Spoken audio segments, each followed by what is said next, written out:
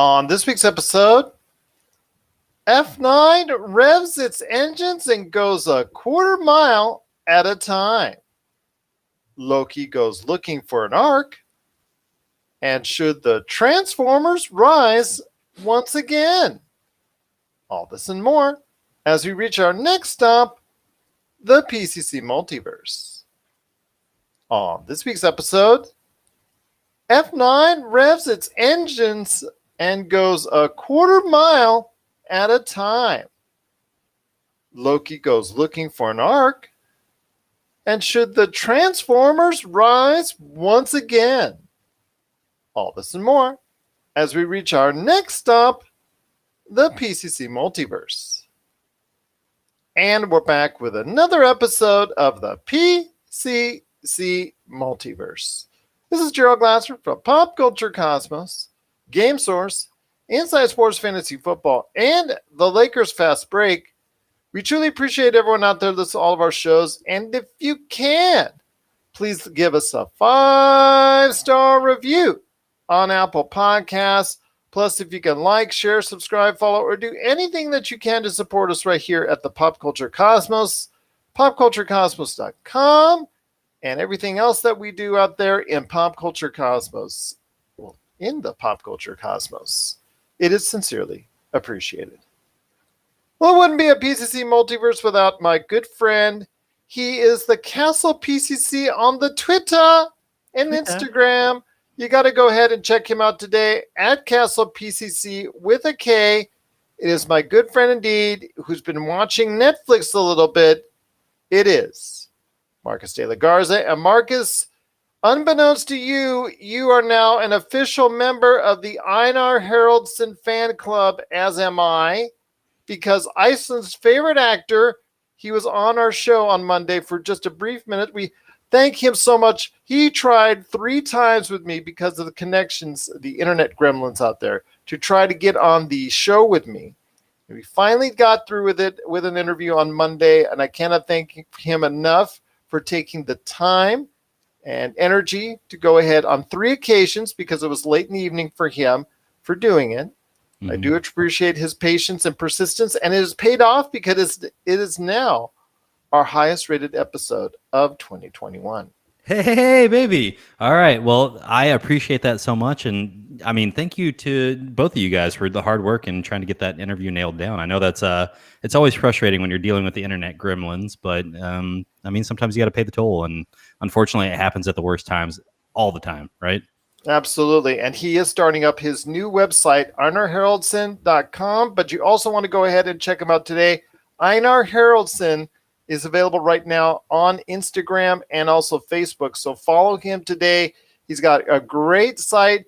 He is a up-and-coming actor at his age. In fact, it's so great to see someone in his, I guess he's a little older than I am, but not too much older. But he's in my age bracket, so to speak. But he is thriving, not only doing several projects in his native Iceland, but he is coming to America next year to work on several projects here. Shout out to his agent, Steve Joyner, who hooked us up on the interview. Cannot thank him enough for taking the time to do so.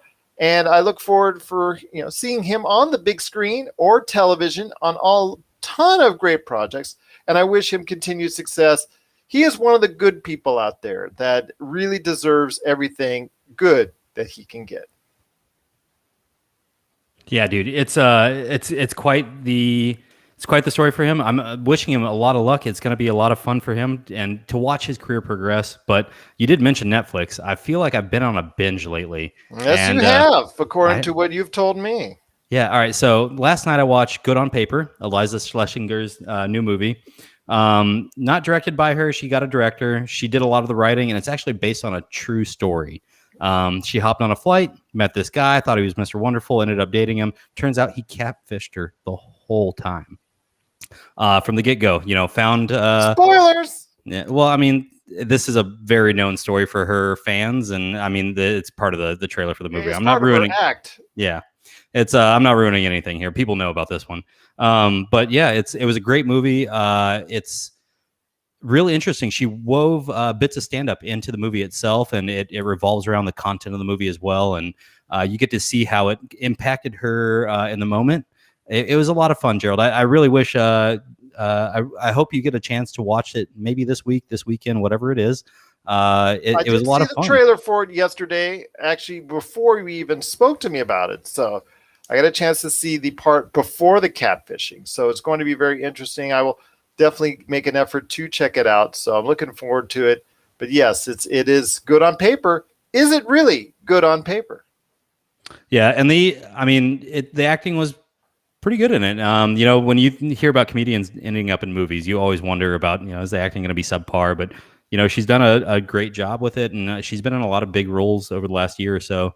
But it's really interesting to watch her career progress. I watched it from her first stand up on Netflix to we've been to a couple tapings now. So I'm a little bit of a fanboy for a lot. Fan person. How about that these days? Yeah. There you go. Fan person. Fan entity.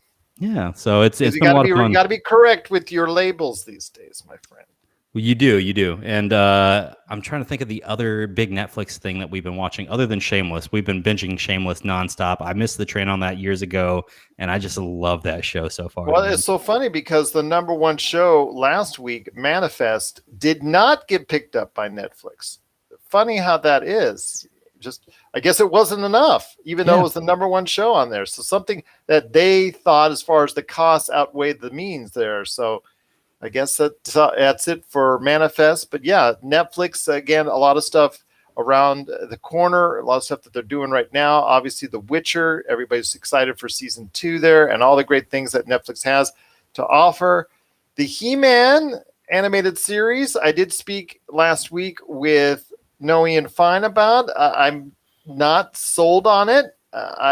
I'm going to have a conversation with my good friend, award-winning director Rob McCallum on this, because I do have some points of contention on it, because I did see the original back in the day and watched several of it. In fact, a lot of episodes. A super fanboy or fan person or fan entity, but I am a good enough fan that I think that I do or should share an opinion on it. So I'd like to go ahead with him down when that series comes out, which is being overseen by Kevin Smith, and talk to him about that. But Netflix has a lot of good stuff. It's fighting back against all these other entities that have a lot of stuff that they are producing. So I'm looking forward to seeing what Netflix has to offer in the coming months as well. I just wish that Geek Week would have been at a different time. Or just better. Yeah. Well, a little bit. I mean, Josh liked it overall. You thought it needed a lot of help. I'm not sure if it needed a lot of help. For me, it should have been condensed into 1 or 2 days. I think that those announcements could have been great over the course of 1 or 2 days. I just think it should have come at a different time, not on the same week as E3. I thought that they just overran, or they got overrun by a whole bunch of announcements, and I thought that was their undoing. A lot of people were just missed out on what they had to say, and that's rare for Netflix, that you miss out what 200 million subscriber, I guess, entity has to say. Yeah, but and then the last one I wanted to bring up on Netflix, man, it's the world's most amazing vacation rentals. We've been tracking that one for the last 2 or 3 days. It's weird to say that this is a really captivating show, but they do a great job of showing you the budget rental, the high tier, and then the unique. And sometimes the unique is the cheap end, and sometimes the unique is out of the roof. So it's so weird how they pick and choose which shows that they deem successful and which ones they don't. I know they've talked about a dating show that has been so wildly crazy that they've already renewed it for 2 seasons, and it's just really just been, it's just been out there, just started getting out there on Netflix itself. So it's kind of, weird how that shapes up, and what they don't like or what they do like, based on costs, based on people watching, based on ratings, based on the whole parameter. So it's interesting to see what Netflix and how they go ahead and judge what is a success and what is not for them. But yes, definitely want to go ahead and check out Good on Paper. And if you want to go ahead and check out what Mr. Castle PCC, Marcus de la Garza, is watching on Netflix, he might tell you at Castle PCC on Twitter and the Instagram, indeed. But my friend, it's going to be a great show we've got left in the entire episode. We've got a lot of good stuff on tap, including Family, family, family. I live my life a quarter mile at a time. Do you? Well, F9 is here for you to go ahead and drive more than a quarter mile down to the box office to check that movie out. It is now available in the US and the UK. We're catching up with worldwide here. So we're going to talk about that coming up here in a bit. Loki episode 3. Was it good? Was it not so good? We are going to drop a little bit of spoilers on that because I checked it out and I think Marcus has too. So we're going to give that a little talk-see here in a couple minutes. Transformers, Rise of the Beasts. That's the new name for the new Transformers series. But are we excited about a return to the big screen for another rendition of Transformers? We'll talk about that coming up on the show as well. Star Wars The Bad Batch came out with a mid-season look. I know Shang-Chi is heavily rumored to have another sneak preview, but that will not be something we can go ahead and talk about in today's show because it's going to appear right after our taping ends. Gosh darn it. But Star Wars The Bad Batch is coming out with this mid-season look. We'll talk about if you can get excited about Star Wars The Bad Batch coming up later in the program. Dungeons & Dragons Dark Alliance, this co-op video game appeared this week for everything on consoles and PC. Is it something you should get into? Is it something D&D fans are excited about? We'll talk about that coming up on the program as well. But my friend, before we hit the break, because we're going to spend lots of time talking about family, family, family, family, family, family, family. We're going to be talking about a lot of good things on today's show, but I wanted to ask you this, my friend. Okay, going back to Netflix. When it comes to Netflix, are you excited still about what's to offer each and every week in Netflix? Because, again, they are the masters of throwing everything out there. You've got Amazon Prime about ready to throw out its $200 million The Tomorrow War, and that's something we're going to be talking about next week, is The Tomorrow War, which is a huge, huge, expensive project for them to go ahead and debut. Talk about Infinite and what they're offering now at Paramount Plus. We'll talk about Apple Plus, and they started to go ahead and invest finally into some money, into some shows, into some series, into some movies. They're finally starting to realize, hey, we got all this cash. Maybe we should start spending it. They're starting to wake up as well. So with all this stuff going on, and we've talked about it on Monday's show, Star Trek Picard coming up to Paramount Plus and all that. They're doing a lot of restructuring there at Paramount Plus so they could better accommodate all their viewers that they hopefully think that they will get over the next few months and years. I want to hear your thoughts.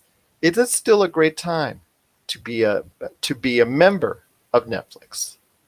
I absolutely think it is. They've done a good job of over the last, I'd call it the last 3 or 4 months of reintroducing shows or just introducing new shows and movies. We really were all captivated at the beginning of the pandemic with Tiger King and everything else that was going on Netflix at the time.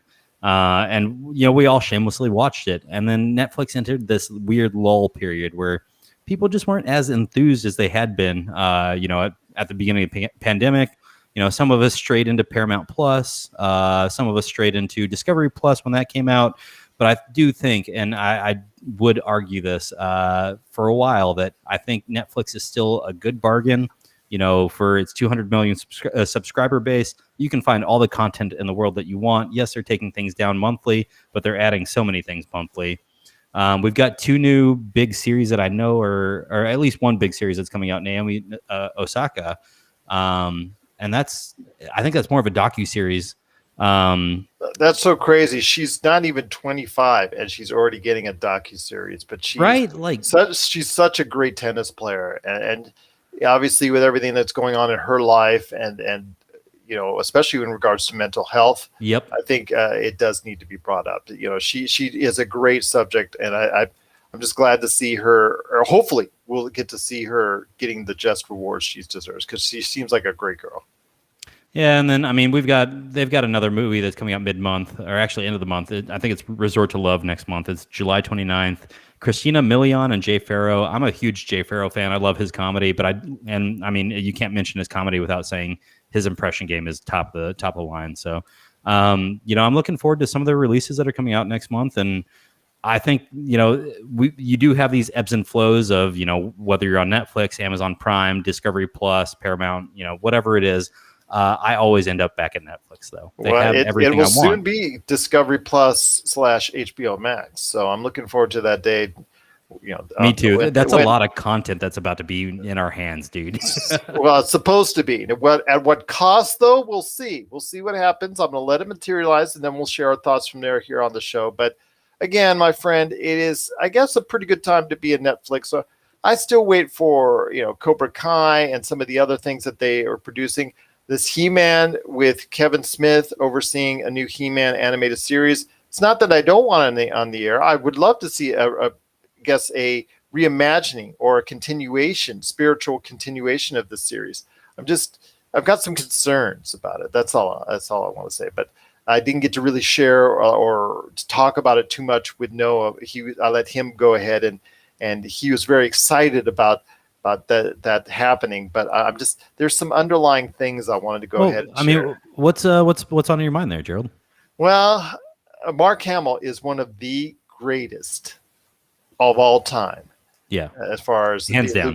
Luke Skywalker, greatest voice actors. But I know I'm going to get a lot of controversy and feedback for saying this, but Alan Oppenheimer is the voice of Skeletor. Should be the voice of Skeletor. Everybody saw my favorite Geico commercial ever a couple years ago. Catch you on the flip, suckers. He does that voice better than everybody else. And then you see the trailer, voice, and again, Mark Hamill, who nobody should ever do the Joker again on an animated series without him doing it. And he's done so many other great voices over the years, and he's so talented, and he literally is one of the best ever to do it. And it's not that he does a bad Skeletor. It's just when you have Alan Oppenheimer in the cast, who's the regular voice actor, he's in the cast. He's playing a role of one of the other voices that he did for the series, but he's not playing Skeletor, and he's the iconic voice of Skeletor.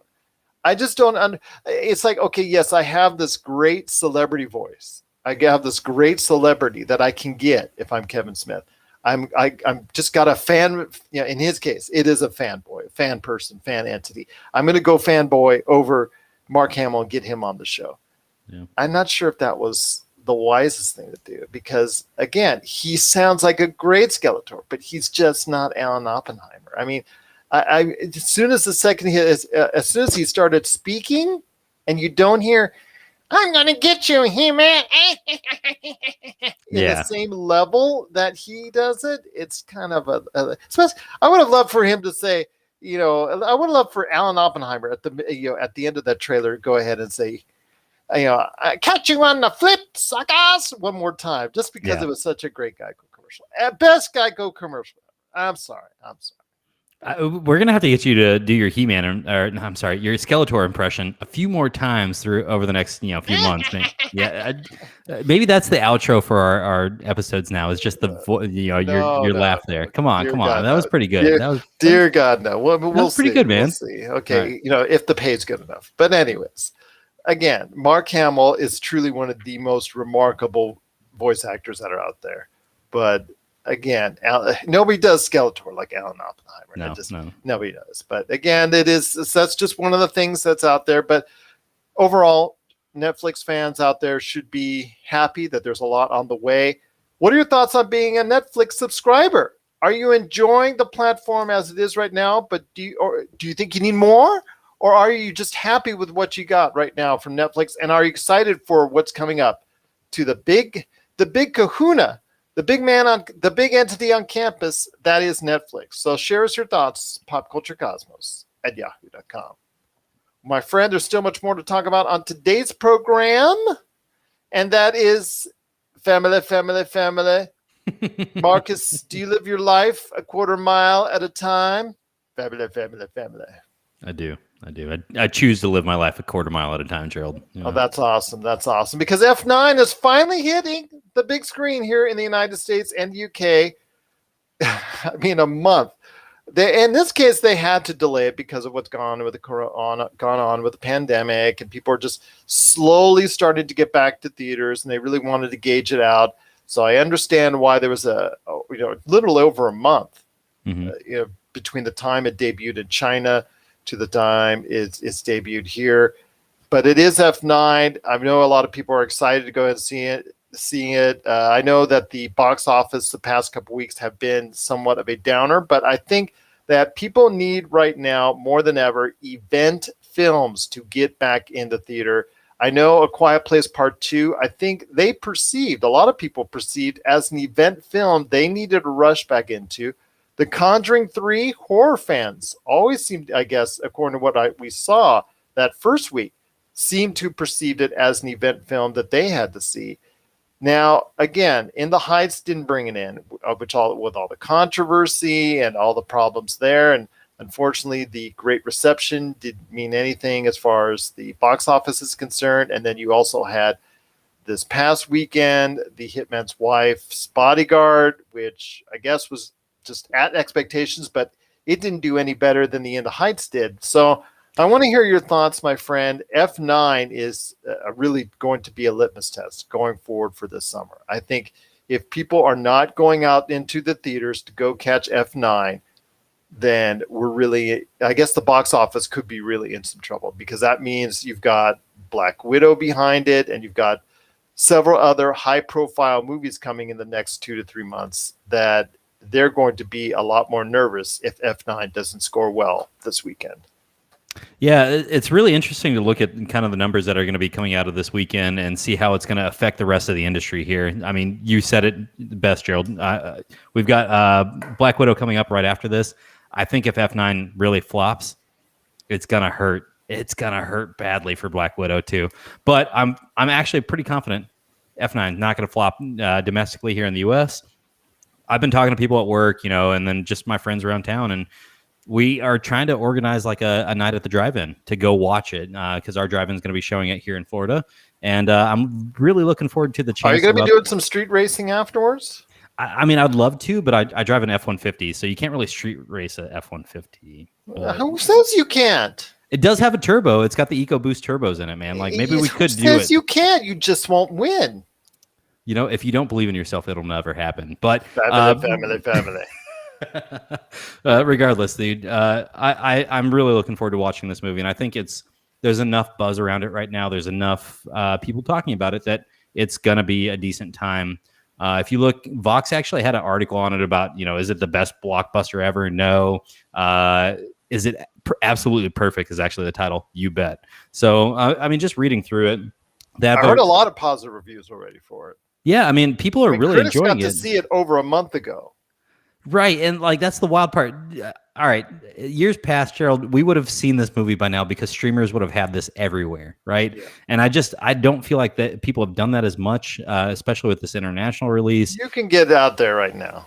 I know you can get it out there, but it feels like, this time last year, people would have just been like, you could get the cell phone version. You could get the cell phone version that was taped somewhere in the Far East where it's like, shell shaky, has some dude or some family that's walking right in front of you as they're finding their seat with the popcorn already in hand. No, come on. Really? That version is already available. I'll tell you that right there. Yeah, but I mean, like, with a mono sound. There you go. Oh God, yeah, that's the worst part. You only get sound on the left ear, not the right ear. Life a quarter mile at a time, family. So that's something like that. So that's what you can find that version already if you really want to go ahead and watch. Right, but it used to be in the years past. It'd be so prevalent. Like you and I would have probably already seen the movie by now. Mm-hmm. But I have not made that commitment, and I don't know if it's just a little bit of nostalgia, trying to get back to the box office and do something big like this.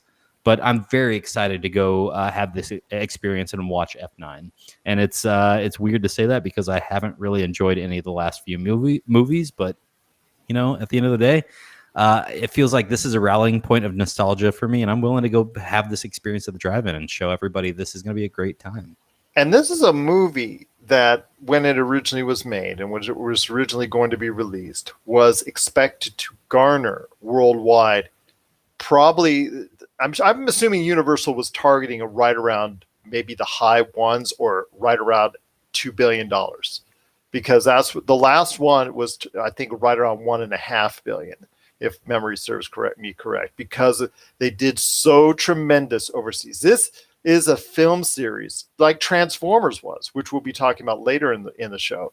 Yeah, like Transformers was built for the overseas marketplace, and anything they could get from here domestically was like icing on top of the cake. And it was just really something that they could really count on overseas at following. That was just second to none. I mean, it would beat Star Wars. It would even beat the Avengers outside of Avengers Endgame, because it really was going to be something that overseas was going to be something that maybe Avatar.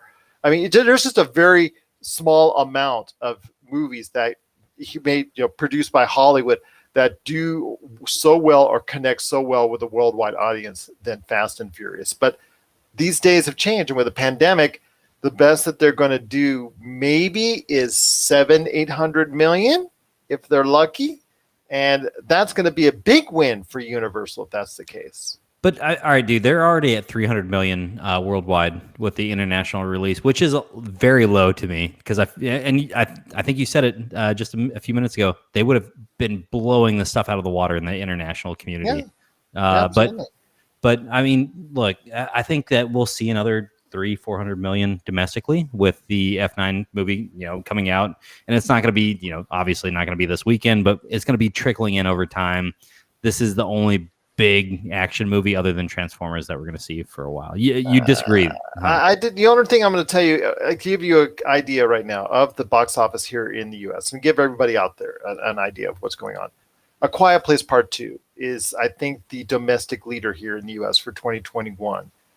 That went over $100 million, I think, 2 weeks ago. And then last week, Kong versus Godzilla crawled over the 100 million mark domestically. So to give you an idea, Marcus, it has to do 120, 130 million to get to be number one here in the U.S. So that's how low the bar is. That's what the bar is set at right now for domestically here in the United States, to give everybody an idea. UK, the numbers are proportionately similar, I think, in that sense. I think the James Bond film, when it comes out later this year, it's not going to come out at the same level in the UK that it was once expected to. But if it makes a proportionate amount, I think they'll be happy with that movie. Same thing goes for Black Widow. Same thing goes for Dune.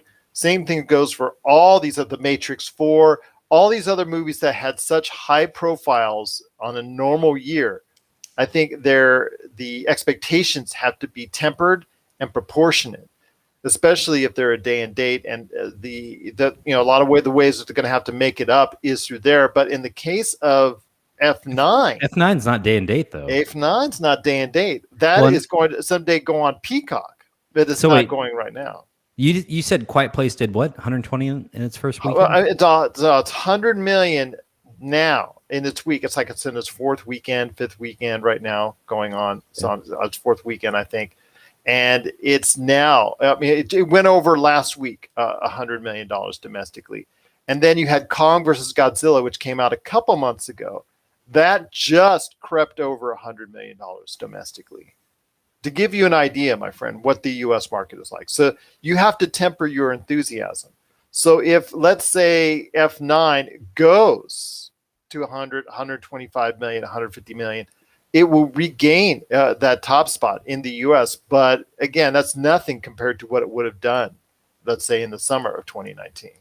Yeah, no, I don't disagree there. It would have done a lot better 2019 and even January 2020. Let's just call it what it is. Yeah. You could have released this a month before pandemic. People would have been losing their minds and wouldn't have known at the time. But like, it would have been a big box office hit, I think. Yep. But all right, so I just pulled up Box Office Mojo. Quiet Place Part 2 is at 127 million as of June 22nd.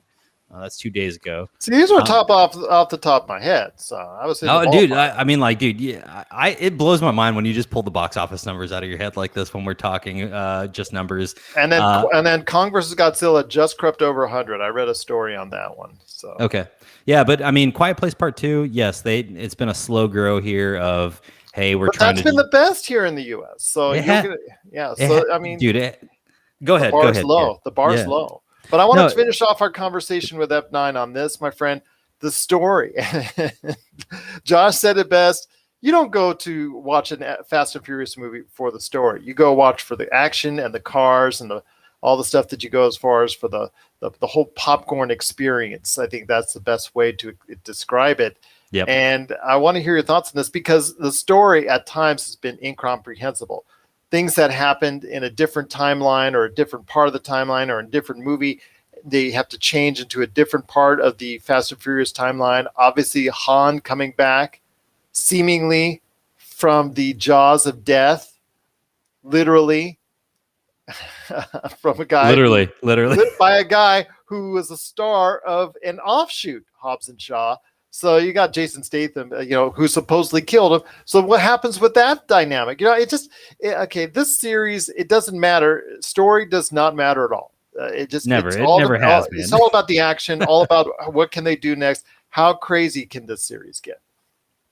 Yeah, talking about this, Vin Diesel was talking about how John Cena was sent to him by the late Paul Walker, for this movie, and he was speaking to I couldn't tell you, it might have been hold on, let me scroll down. Sorry, Kelly Clarkson show. He was talking about how Paul Walker must have sent him John Cena because he was anxious about who they were going to cast to be Dom's brother in the movie because we have 20 years of canon for the Fast and Furious universe, man, and.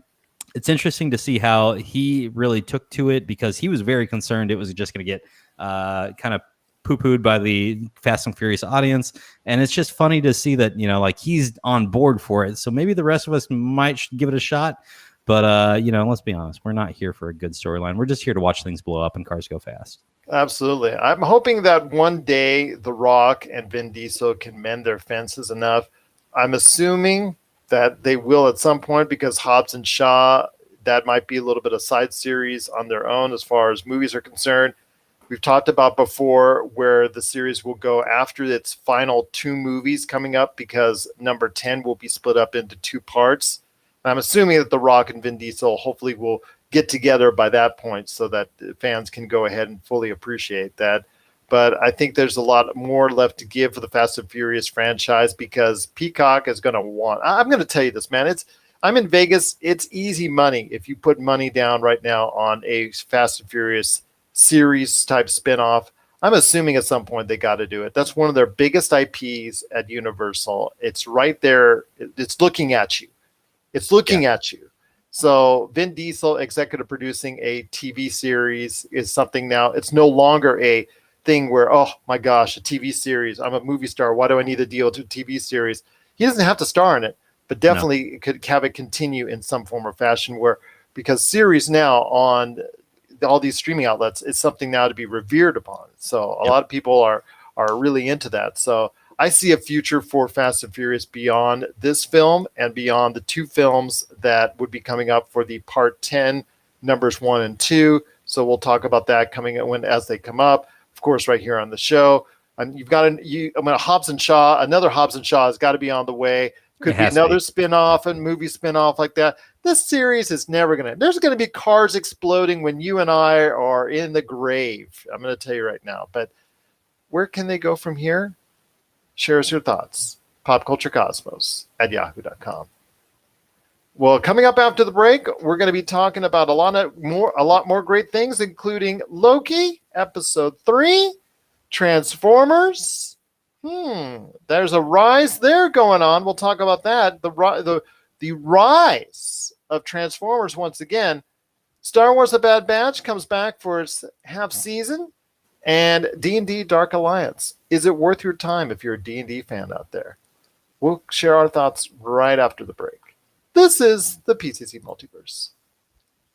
And we're back with the show. It's Gerald Glassford, along with my good friend, Mr. Castle PCC, with a K on the Twitter and Instagram, Mr. Marcus De La Garza, who wants me to go out through the rest of the show with nothing but Skeletor laughs. No, I want our outro. Like you say your goodbye, and then maybe just a little. We'll see. Maybe once for you, my friend. Just once. I mean, like for the deep cut fans, they'll enjoy that. All right. Fair enough. But it is Loki episode 3. It debuted this week on, well, can we say none other than Disney Plus? And I will tell you what, my friend, that it is something I think has taken off. And I was hoping this after the first 2 episodes that we would go into deeper on the character Loki, but we'd also get more into the storytelling. And to me, I think they hit a really nice note. I know that episode 3 has gone all over the place. People love it. People are okay on it. I really enjoyed this episode.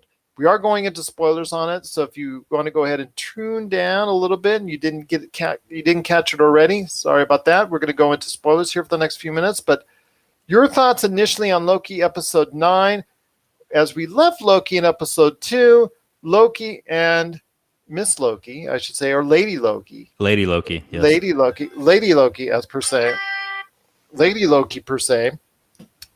They are going to go ahead, and they went through the gate and ended up in a really big catastrophe, a planet that's about ready to be destroyed by another planet. It's about big planetary collision.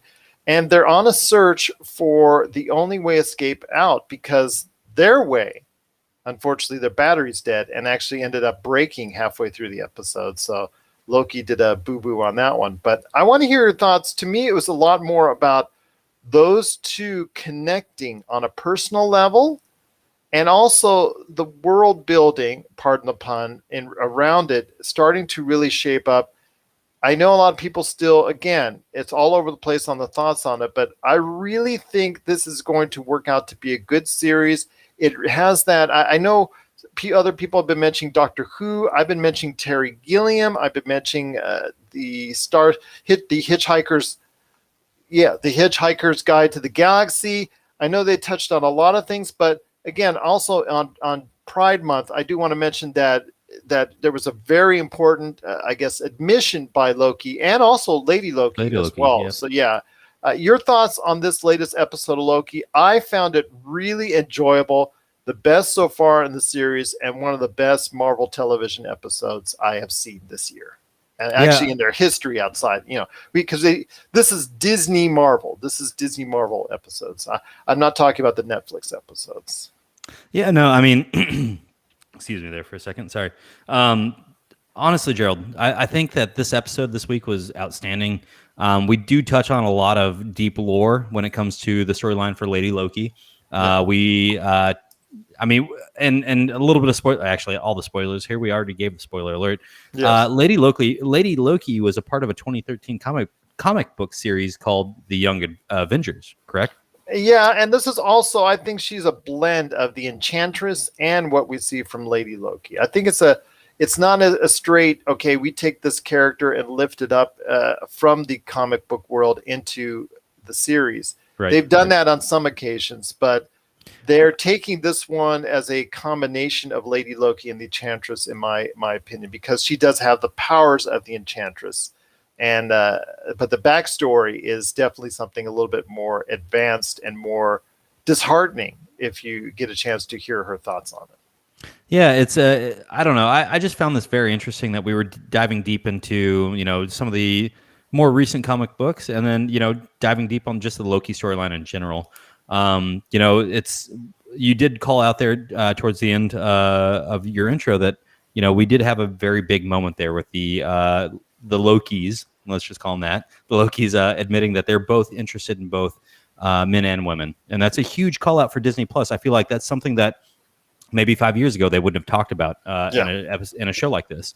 And so I do see this as a very progressive movement for Disney. And I think it's the best thing that could be happening right now. And especially with such an outstanding episode. I feel like I agree with you. We did a great job of setting the stage in episode 1. I disagree with you in the sense that you thought it was a little bit slow. I just enjoyed it. And then I didn't think it was slow. Oh, I thought you thought it was slow when we talked about it a couple weeks ago. Okay. I thought a couple weeks ago about the series. Yeah. I thought it moved a little bit at a slower pace. It did have that feel, again, following a lot of the things that, as far as exposition wise, it needed to go ahead and do a lot of heavy work exposition, and that's the case. The pace slows down. I mean, at times it was a lot. The chemistry between Tom Hiddleston and Owen Wilson. I mean, that was basically a lot of the series is propelled forward by them just sitting at a lunch table. Yeah. And again, it's so tremendous, the work between those two, but the pace itself slows down because of it. And I mean, their exposition was truly tremendous in those first two. episode. There's no Owen Wilson to be seen. So it's Right. all Tom Hiddleston and what's her name? Sophia DiMartino. Yeah, Sophia DiMartino. Thank you. So Sophia DiMartino, she did a really solid job on her own. She was tremendous, I think, throughout the episode, and especially, she's so guarded because of her past is even darker than the Lokis that we know. That there's just so much going on with her that you want to find out about, and the fact that she opens up a little bit to him, because we know a lot about his backstory already, but when she starts to open up, that made this episode even better. And plus, you still get to see sides of Loki you didn't actually see before. You only saw Loki in a certain light on most occasions, and to see him in this episode open up even more was truly outstanding. The production values were a lot higher. I mean, they had to build a lot more sets. They had to do a lot more green screening. They had to do a lot more things as far as working with things that aren't there, that they have to go ahead and believe that they are. You have to believe that the planet is actually on its edge, of being destroyed. And they do a good job of building to that. And it just seems to me that they're really heading in towards a better place. But it does feel to me that you have to have a lot of that feel for British sci-fi. I think to me, it just has that feeling of all those British sci-fis all wrapped up into one. It's funny you mentioned that. Series director Kate Herron, she was named as like the 30 under 30 or something for names to watch when it came to entertainment in the UK. And I think that just the way that you called that out right there speaks a lot to maybe her experience. I know she's been very adept at jumping into more documentary style stuff, and then also jumping into more of the fantastical things. And so I'm very interested in that perspective, though. I mean, it's funny to think that you do have to play a little bit more on the imagination side and know that they're giving you the base here, and it's up to you to construct this entire vision in your head alongside the show and the visuals that the show is giving you. And I think they do a great job with that. It's a funny thing when you think back about it, or at least when I think back about it, I can see these sets when I'm thinking about specific scenes. And that's not something I can always recall with certain shows. As can I. And Noah Ian Fine also said it as well in regards to Brazil. That's also a Terry Gilliam movie. That's one of his best. I mean, The Hitchhiker's Guide to the Galaxy. Again, this has a very British sci-fi feel. And I'm hoping that this will give people, it's a love letter. It's a love letter to all the great British science fiction that has been put out there. Yeah, if people are interested in this and really liking and digging it, hopefully they will go ahead and check out some of those previous efforts, Hitchhiker's Guide, The Galaxy, Time Bandits, Brazil, all the great Doctor Who, if you're into Doctor Who, all the great sci-fi from Great Britain that's out there. Hoping that they will get a taste of it now that they've seen what it is. Just got a little peek of it here in this show. I mean, again, this episode I think is by far the best. Yep. In fact, I agree. I would really, I gave the first two episodes a 7, and I'm giving this one a close to. I'm giving it like a 9.5 because I think it was really, really, really well done. And I think it's a really great love letter to British science fiction, this whole thing as a series so far. But I mean, I now have a great interest in what I want to see Loki doing and what I want to see him accomplish with Lady Loki. And just seemingly right now, as it ended with the arc that they were going to try and get off the planet with, and because that was their escape route, that was their plan their plan B per se, their plan B in coming up after they destroyed their only way out that they thought at the time. But they figured out a plan B to get on the ark that's leaving the planet. But unfortunately, that gets destroyed at the very end. So there's going to have to be another way they get themselves out of it. Obviously, there wouldn't be a series if they don't. But again, it's taking you to a very good place. And I'm very happy to go ahead and see what's coming up next. Yeah. That plot armor, though, I mean, it'll protect you for at least another 8 episodes. Yes. But I see a future for this, man. And I'm glad that they've already commissioned a season 2.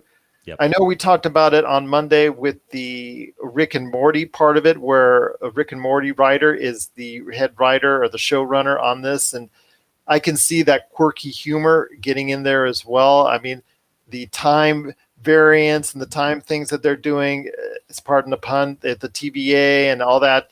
It's just a great mixture. I think this is shaping up to be something I'm very interested in seeing.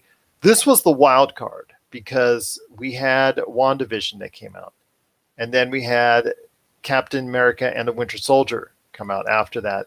This to me was the wild card. It could be either really good or really not so good. And to me, I think they've really started to hit on all numbers, and I'm really liking where it's going to go next. You're on mute. Dang. All right, man. I agree with you there, and I look forward to hearing what our audience has to say about the show. What do you have to say about the show? Please, we want to hear your thoughts on Loki as it heads into episode 4. Episode 3 for us was a humdinger, as they say. It was really, really, really good for us. We really enjoyed where it's taking us as far as the Loki series, I guess the closer look at Loki's, the character, and Lady Loki, the characters themselves, where they're headed, and their interaction. We know that at the end, since it's Loki, they'll probably stab each other in the back, either literally or figuratively at some point. You know that's going to happen. It's just a question of when, not if. But yeah, we want to hear your thoughts. Are you enjoying Loki now as much as we are? Please share your thoughts with us. popculturecosmos@yahoo.com. Well, my friend, there's still much more to talk about before we head on out, but I do want to thank you for staying on with us. It is Marcus de la Garza, Mr. Castle PCC on the Twitter. The Transformers. And that has been announced as a new Transformers is on the way. The Transformers, the Beast Wars, I think it's called, if I'm not mistaken. So I want to hear your thoughts on Transformers. A new entry. I mean, Transformers is a series that got off to a very hot start. It exceeded all expectations, became a domestic hit first, and then became a worldwide phenomenon. It then got a little bit tired here in the States, but still exceeded its expectations overseas. I mean, not unlike what we're seeing with, I guess, the Fast and Furious. But the Fast and Furious, I still think, has more legs here in the U.S. than Transformers. But I want to hear your thoughts. I mean, Transformers has been a little bit rocky. I know they've not been critically good. I've never enjoyed the movies 100%. I've seen a few of them, but I've not really gotten into it. I know Bumblebee was a critical success, but a financial, okay, didn't do that great. Speaking of John Cena, but I want to hear your thoughts on how this is developing for you, and if you're ready to go ahead and see the Terrorcons, which is going to be the new villains in the series. Let me know your thoughts on the new Transformers. Yeah, for sure, man. It's my first thought when I was looking over kind of the storyline on Rise of the Beast. I'm sorry. It feels like we're introducing a lot of new cons. We've got the Terrorcons. We've got the precursors to the Decepticons. We've got all the cons here, and I think the only con we're really doing here is conning me out of money at the box office. And it's terrible to say that, but like, man, I don't care about the Transformers storyline anymore. When you look back at it, what was it? The Last Night? Yes. Meh. Yeah, I mean, like, meh. That's all it did for me. Bumblebee, I didn't even bother with at the time. I've gone back and watched parts of it, and yes, it was a success, but I mean, you've kind of lost the franchise on me there. It's funny because after Revenge of the Fallen, we got to, what was it, Dark of the Moon after that, and Dark of the Moon I thought was decent. I really enjoyed it at the time, I remember, but it's funny to think that that's the last time I really enjoyed a Transformers movie. And I don't know if it's Rise of the Beast. So Transformers Rise of the Beast. Yep. Yes. Sorry. And it's, I don't know. I'm not excited about it. I don't know if you're that excited about it. It sounds like you're not as excited as everybody else might be in the world. It's funny you mentioned the F9 thing, because in my head, these two franchises follow a pretty similar, trajectory here at times, where it did really well in the international community. It fell off domestically a little bit, but that international community is bringing them back to the forefront of the box office because, hey, these movie studios need money right now, and you're going to make $1 billion off these. well, like in the old days, the world does not revolve around the U.S. alone. It did at one time. It is no Right. longer doing it. No, not at all. I mean, But yeah. Go ahead. no, I was just gonna say, dude, it's been real funny to watch all this stuff happen, and I'm just not a huge fan of the universe anymore. But the idea that Rise of the Beast is going to go back a little bit prior to the Michael Bay storylines, I'm on board with that, dude. It's going to be fun to see what's going to happen with Bumblebee here, and see just a little bit of the early storyline here. Kind of jump back a little bit further than we did for Bumblebee itself, I think, if I remember. Yeah, so it is again Transformers Rise of the Beasts. That's right. Transformers Rise of the Beasts. They're the Terracons. The Terracons are going to wreak havoc, as they say, or have been saying, on Brooklyn. And I know we've already seen many movies before wreak havoc on poor New York and the New York area, because it seems seemingly every single time where do you want to go ahead and reach out for just complete destruction and mayhem?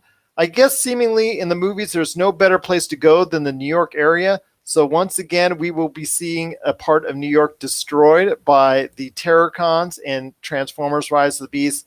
But for me, my friend, again, it's just something, it's been always a hard watch for me. It's something I've never really truly enjoyed. It's not even to me at the level of the Fast and Furious series, because the Fast and Furious series, I just turn my brain off, and I still enjoy it because of the fantastic stunts and all the crazy things that they do. And, you know, somebody's usually screaming as they're going ahead and they're flying all around. So it's kind of fun to see. But Transformers, it seems to me they've tried hard to emulate that. It's just way over the top stuff going on as well, but it just doesn't connect with me. And I don't know why.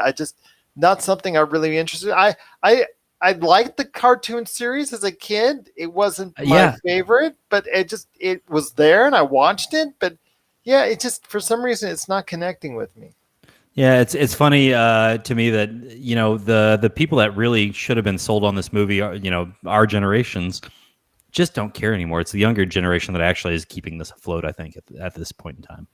Yeah, and it's something I think a lot of people, again, overseas, I think it will do well. It's just here in the States, even if it wasn't, man. Yeah, even if there wasn't a pandemic, you would still have to say, has there been enough time between Transformer movies to go ahead and say, you know what, kind of get a refresh on that? We'll wait and see how well it looks. You know, it could go ahead and become a success here in the domestic area, but we'll wait and see. I do think that it will find its niche overseas, as it always does, because this series seems to connect with the overseas audience, and more power to them for enjoying the Transformers franchise. But it is Transformers Rise of the Beast that is coming to a theater near you in the not too distant future. So we'll keep you updated when that comes out, our thoughts, the reception of it, and the whole 9 yards right here at the Pop Culture Cosmos. My friend, there's a little bit more to talk about on today's show. Star Wars The Bad Batch, it had its halfway point sneak peek. And I know we talked about this before on the show, if this was a series that we were going to get into. It's now available. It's now the marquee series right now on Disney Plus, along with Luca. That's the two things right now that they're trying to promote. Yep. At Disney Plus. And I know, coming off the great success of Captain America and the Winter Soldier, I know a lot of people discontinued their Disney Plus until Loki came out. So I know that there was a little bit unplugged there, but it now comes on the heels of when Loki, which is actually I should have corrected myself, is the true thing right now to see on Disney Plus. It is Loki. And I want to ask you this. I mean, everybody's talking about Loki and how well it's performing, because Loki did have the highest debut so far on the network for a series. Star Wars The Bad Batch seems almost like an afterthought, which is a shame, because it will always be known as a buffer between one Marvel series to another. I want to hear your thoughts on The Bad Batch. I know a lot of people are not excited for the rest of the series, which is a shame, because it comes off of great lineage with the Clone Wars, which was so highly appreciated and critically loved. All right. You might make a little bit of fun of me for this one. I'm going back to rewatch the Clone Wars right now, and I'm doing it in the order that you're supposed to watch them. I'm trying to as well. My daughter and I have made a commitment to try to get through the Clone Wars as well. Yeah, it's funny. I've watched bits and pieces here and there when we've been at home at Christmas, hanging out in Michigan with Jamie's family. But we're going back right now and trying to get through everything. We just let's see, we're about halfway through the first season right now, and I'm really enjoying it. And I've actually put Bad Batch off until I can consume all of the Clone Wars one more time. And for me, I mean, I know Bad Batch isn't going anywhere. And the worst part about this is I'm doing it a disservice by not watching it in the moment. But I just refuse to jump ahead right now. And it's, we talked about it a few weeks ago. I've watched, the first episode, and I had to put it away just because I didn't want to ruin anything for myself. And it's stupid to think that. And I know because we know most of the storylines and we've read a lot of the message boards and whatnot. I do want to go back though, and I am going back, and we're really enjoying it so far. I thought that the first, if you're viewing them in canonical or not, it's canonical order at that point. The movie was outstanding. It did get a little bit long towards the second half. Let's see, that's the third. It's the third thing you're supposed to watch in the series. What's the name of the movie? I can't think of it. I'll pull it up in a minute. But I've really enjoyed going back to do that. I don't know about you. Star Wars: A Bad Batch, though, I think we're gonna end up in a situation where they may not get but 2 seasons, and that might be it, unless you see a lot of people jump on board. I just don't see a lot of growth for it. That's the problem. It's just not a crew that seems to be connectable with a large audience. It maybe the Star Wars hardcores out there, the Clone Wars fans out there, or can connect with it. But for a general audience, I'm not sure if they're really connecting with Star Wars: The Bad Batch. I mean, it's well done.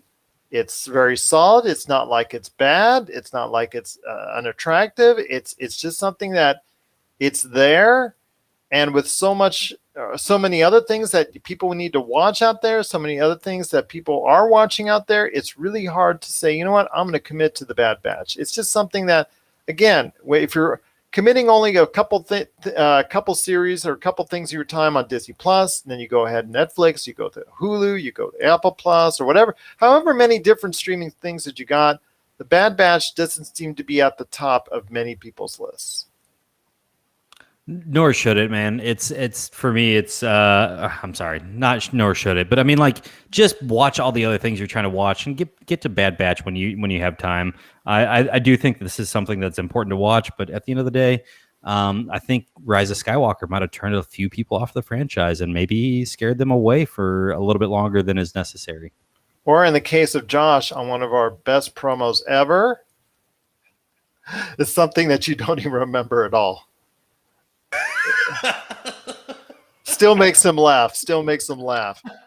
But once again, it is Star Wars: The Bad Batch. It is a show that's currently out. Its rest of its season is going to be in the coming weeks right here on Disney, right there on Disney Plus. We're looking for your thoughts. Is this a series that you're connecting with? Because again, it's not like we're trying to fault it in any ways. It's just something that it's just something that we're really just haven't been able to get a hold of because maybe we don't have the highest of affinities for the Clone Wars and its sister show that's right here, The Bad Batch. But we want to hear your thoughts, popculturecosmos@yahoo.com. Well, yes, it is Einar Haraldson, my friend. I know you just asked me a question. Einar Haraldson, Haraldsson. That's on IMDb. You can see all the projects he's working on right now. And he's worked on a few in his native Iceland. We want to thank him again for appearing on our Monday show. Again, it is our highest rated episode of the year. I want to go ahead and thank him for his help and persistence on that. I'm assuming he spread the word out there, which is a correlation to that. So we cannot thank him enough for appearing on the show. But yes, we are now officially part of the Einar Haraldson fan club, and we are truly proud of it. So yes, I think Marcus has found it. So I think he's going to go ahead and check up on his biography. Again, his work really is in the last couple of years, and especially during the pandemic, he's been able to put out some stuff. And for an actor, that's really been something if you're able to go ahead and work consistently during this period of time. So I'm really thankful that I got a chance to speak to him and just wishing him continued success. But before I head on out, my friend, it is Dungeons & Dragons Dark Alliance. It is not a new role-playing edition. Yeah. It's not a new Side story in the tabletop RPG, it is actually a video game that came out earlier this week. It is a 4-player co-op adventure game that came out, hack and slash, with a little bit of Dark Souls moved in there, some other things, some other elements brought in there. It's nothing that it's nothing really truly original that was brought in there, but it's based off the Forgotten Realms part of the D&D lore, which a lot of people were excited upon. Now, me, I love hack and slash games. I love co-op games. I love the fact that some D&D games have really worked when they strayed away from just straight trying to do a pen and paper, transfer that pen and paper onto the actual video game universe. I like the fact that when they said, you know what, we're not going to go ahead and be 100% on that. We're going to go ahead and do something a little bit different. In fact, there was a couple D&D games in the mid-2000s area that were available on the original Xbox, PlayStation 2, in that PlayStation 3 era that were really, really fun to play. In fact, my wife and I bonded over one of those games back in the day on a 4-player co-op, which was really, truly fun. Really? Didn't have the greatest graphics in the world, but yes, it was just, you go, kill people right and left. Oh, I see. Hack and slash people. Right. Well, that didn't sound any better, but it's like Dynasty Warriors on steroids, basically. Yeah, something like that. You just go ahead and off your enemies one after another. And that was truly a lot of fun for me to go ahead and play at the time. This looks really good. It seems to have some decent gameplay, but the reviews out there are very mixed. And the thing is there's not a compelling storyline.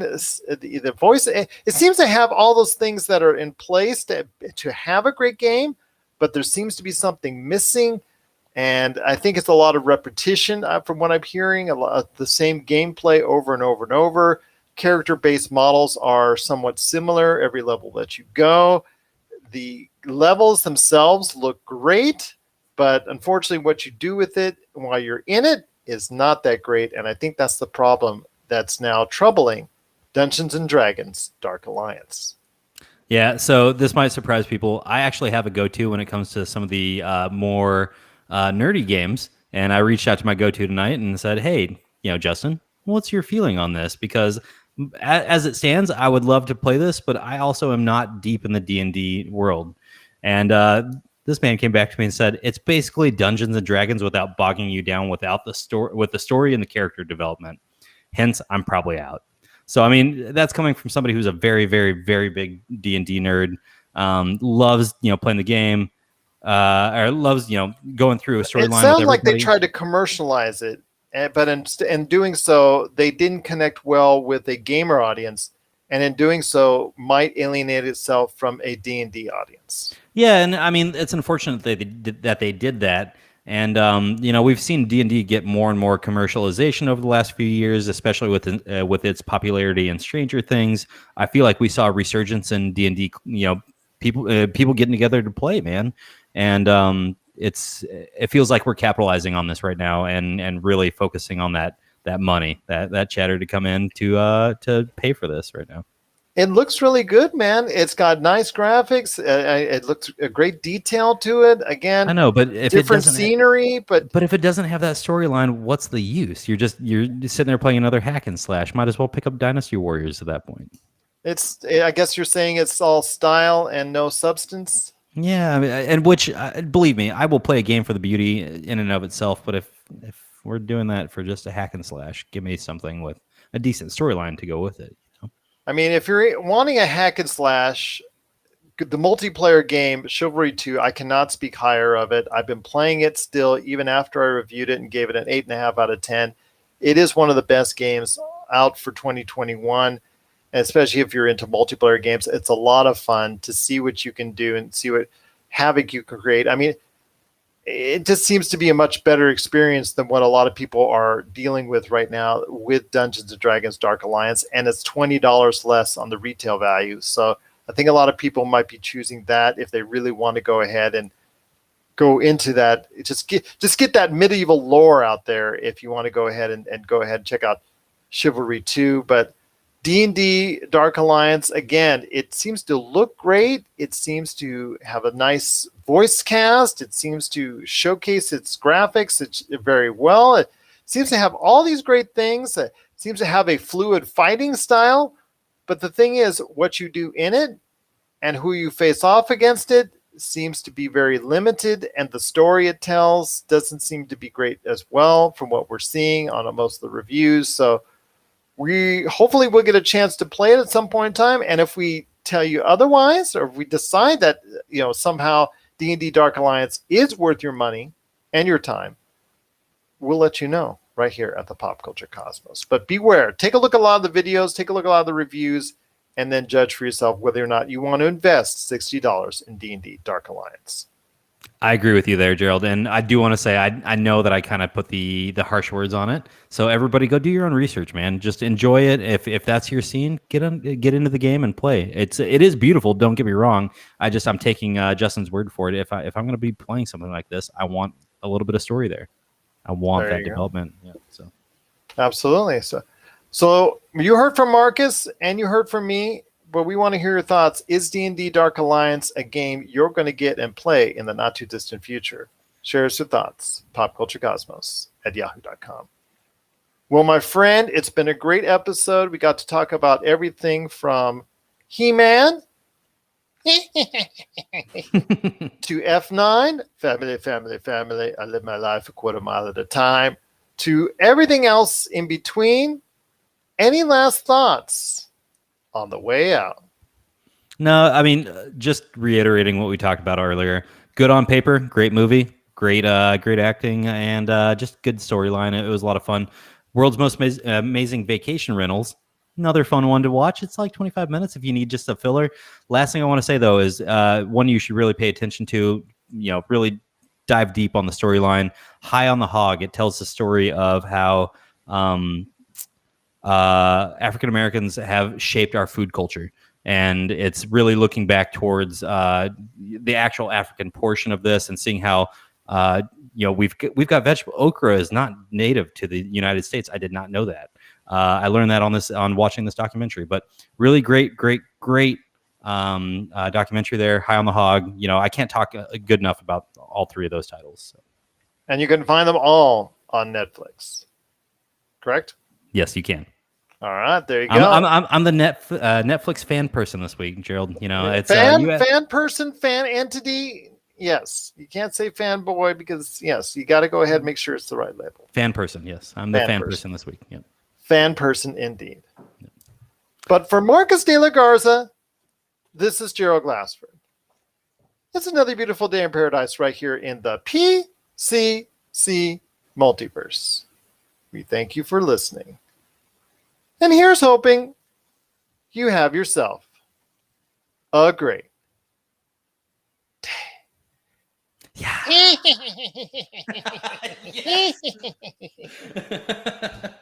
You asked for it, Marcus. You got it.